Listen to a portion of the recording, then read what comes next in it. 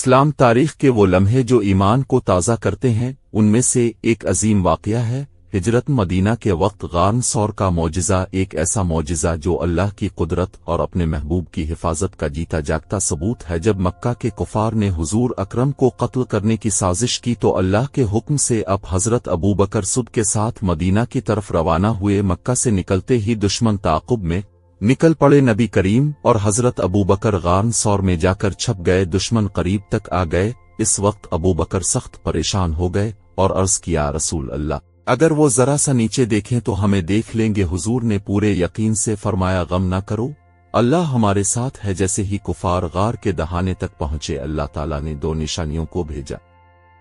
ایک مکڑی نے غار کے دہانے پر فوراً جالا تن دیا، ایک کبوتر آ کر انڈے دے گیا۔ جب دشمن غار کے قریب پہنچے اور دیکھا کہ مکڑی کا جالا اور کبوتر کے انڈے موجود ہیں تو کہنے لگے، اگر محمد یہاں ہوتے تو یہ جالا اور انڈے نہ ہوتے۔ یوں اللہ نے اپنے محبوب کو اپنے معجزے کے ذریعے دشمن کے شر سے محفوظ فرما دیا۔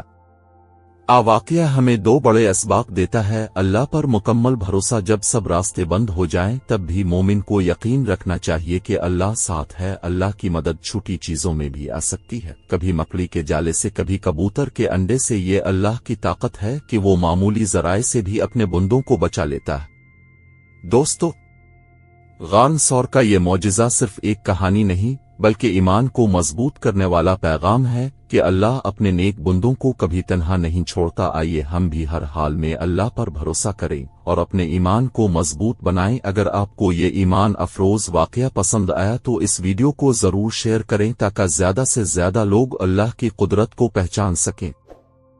امید کرتے ہیں آج کی ویڈیو آپ کو پسند آئی ہوگی۔ ملتے ہیں نیکسٹ نئی ویڈیو کے ساتھ، تب تک کے لیے اللہ نگہبان۔